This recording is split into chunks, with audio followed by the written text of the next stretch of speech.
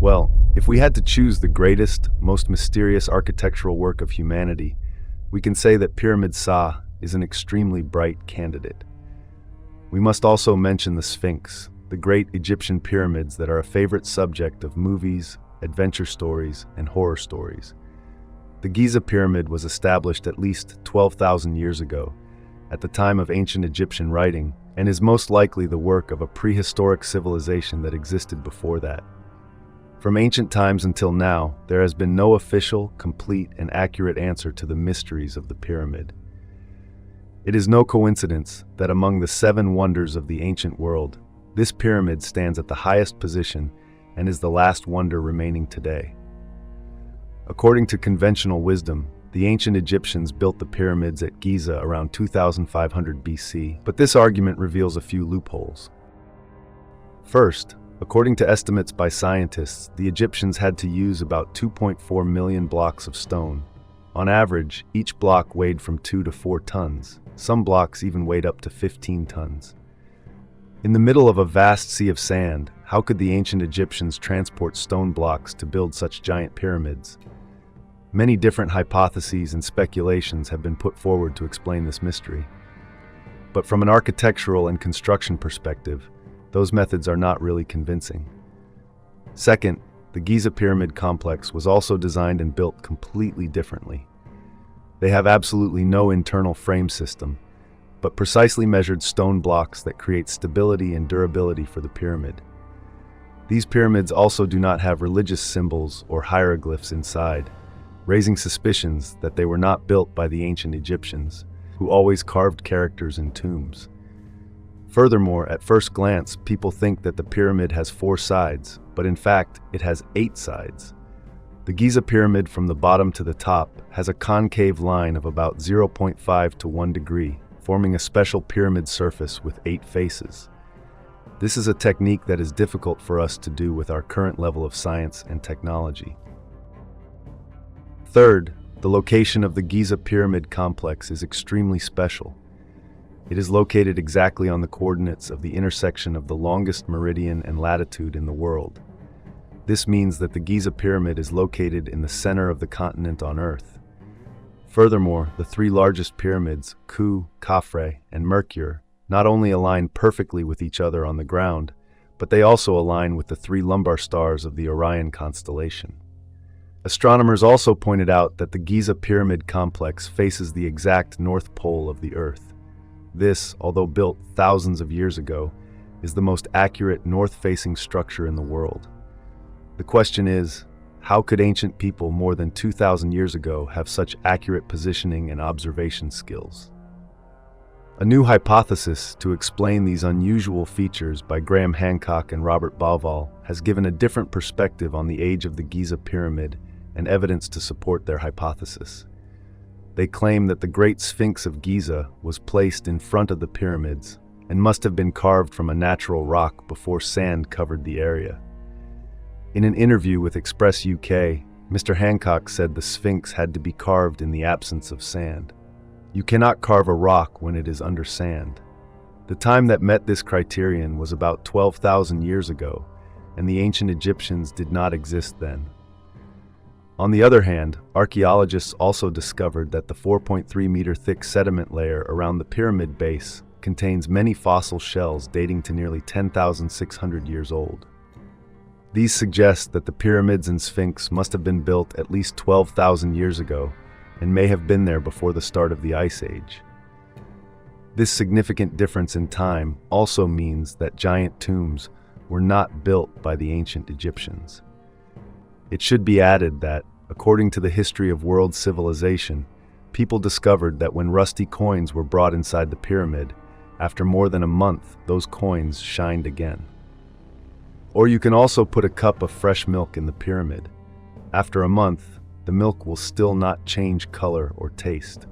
Fresh fruits put there for half a month will still be fresh, not dehydrated or withered. Therefore, it is very possible that the ancient Egyptians simply discovered the excellent preservation ability of this structure, so they brought mummies into it. Then they could have researched, and built some smaller versions.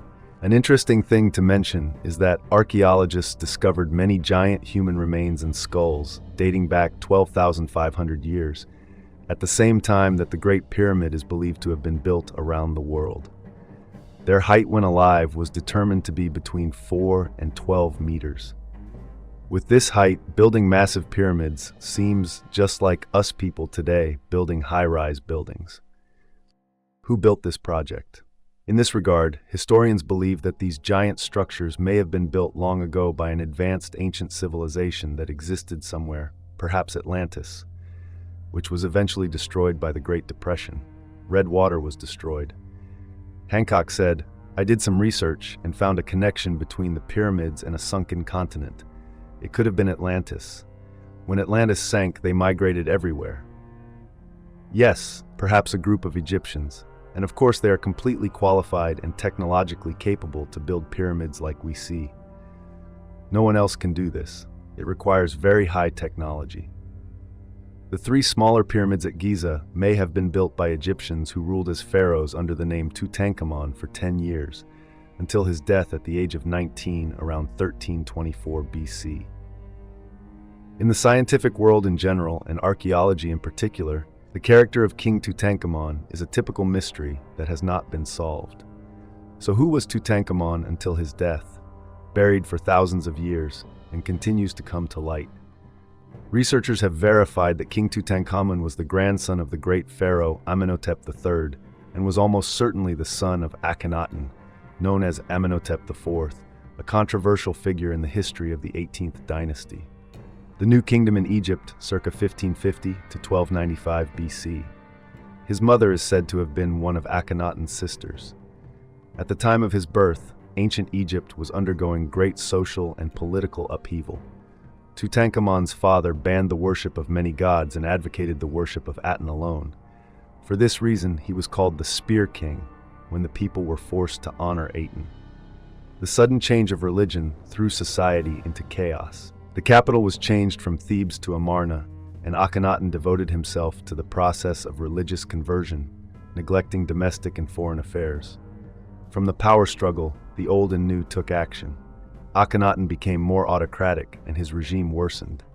After 17 years of reign, he passed away. Some scholars believe that he was forced to abdicate and died soon after. Tutankhamun was only 9 years old when he took over his father's throne. That same year, he married Ankhesenamun, half-sister and daughter of Akhenaten and Queen Nefertiti. According to records, the young couple had 2 daughters, but both unfortunately died while still in the womb. Because he came to power at such a young age, during the first years of his reign was controlled by elders, known as viziers.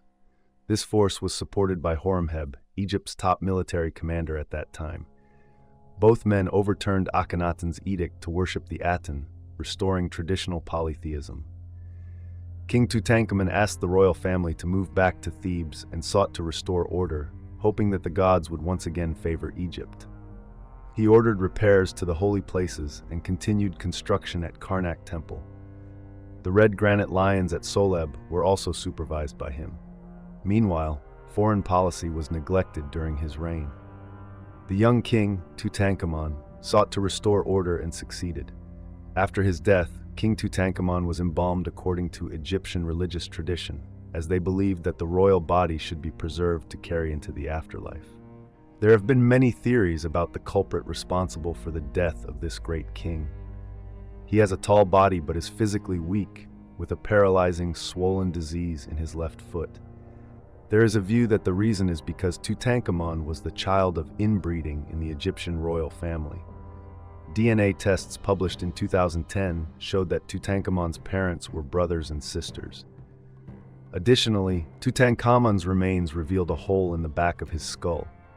Some historians have concluded that the young king may have been assassinated, but recent examinations have disputed that theory, suggesting that the hole was actually created during the mummification process. A CT scan in 1995 also showed that the king had a broken left leg and showed signs of infection. DNA from his mummy revealed extensive evidence of malaria, all of which may have contributed to his early death. After that, many archaeologists continued to search for answers about Tutankhamun's death. From there, the story of the pharaoh's curse unfolded. Some analysts assert that the hieroglyphs on the tomb walls promise painful death to those who disturb King Tutankhamun. According to records, more than 10 people in the expedition teams died of unknown causes, most of whom believe it was due to Tutankhamun's curse. In early 1923, British archaeologist Howard Carter, along with his fellow sponsor Lord Carnarvon, opened the tomb of Pharaoh Tutankhamun in the Valley of the Kings in Egypt. 2 months later, Carnarvon died of blood poisoning from a mosquito bite on his cheek. The press speculated that he was a victim of that mysterious curse. Some experts offer a scientific explanation, suggesting that Carnarvon's death may be related to the poison inside Tutankhamun's tomb. Accordingly, some ancient mummies have been shown to carry potentially dangerous molds. Besides, the tomb walls may have been covered with bacteria capable of attacking the respiratory system. However, experts have rejected this hypothesis. They believe that Carnarvon was already chronically ill before he set foot near Tutankhamun's tomb. After many decades, the unusual departures of the group of 10 people in the expedition are still a mystery. Additionally, the British Medical Journal conducted a study in 2002 and found something strange. The curse supposedly did not affect native Egyptians. This has not yet been clearly proven. During his excavations, Howard Carter discovered 2 daggers carefully wrapped inside Tutankhamun's mummy's bandages. The young king, Tutankhamun, sought to restore order and succeeded. After his death, King Tutankhamun was embalmed according to Egyptian religious tradition, as they believed that the royal body should be preserved to carry into the afterlife. There have been many theories about the culprit responsible for the death of this great king. He has a tall body, but is physically weak, with a paralyzing, swollen disease in his left foot. There is a view that the reason is because Tutankhamun was the child of inbreeding in the Egyptian royal family. DNA tests published in 2010 showed that Tutankhamun's parents were brothers and sisters. Additionally, Tutankhamun's remains revealed a hole in the back of his skull. Some historians have concluded that the young king may have been assassinated, but recent examinations have disputed that theory, suggesting that the hole was actually created during the mummification process. A CT scan in 1995 also showed that the king had a broken left leg and showed signs of infection. DNA from his mummy revealed extensive evidence of malaria, all of which may have contributed to his early death. After that, many archaeologists continued to search for answers about Tutankhamun's death. From there, the story of the pharaoh's curse unfolded. Some analysts assert that the hieroglyphs on the tomb walls promise painful death to those who disturb King Tutankhamun. According to records, more than 10 people in the expedition teams died of unknown causes, most of whom believe it was due to Tutankhamun's curse. In early 1923, British archaeologist Howard Carter, along with his fellow sponsor, Lord Carnarvon, opened the tomb of Pharaoh Tutankhamun in the Valley of the Kings in Egypt. 2 months later, Carnarvon died of blood poisoning from a mosquito bite on his cheek. The press speculated that he was a victim of that mysterious curse. Some experts offer a scientific explanation, suggesting that Carnarvon's death may be related to the poison inside Tutankhamun's tomb. Accordingly, some ancient mummies have been shown to carry potentially dangerous molds. Besides, the tomb walls may have been covered with bacteria capable of attacking the respiratory system.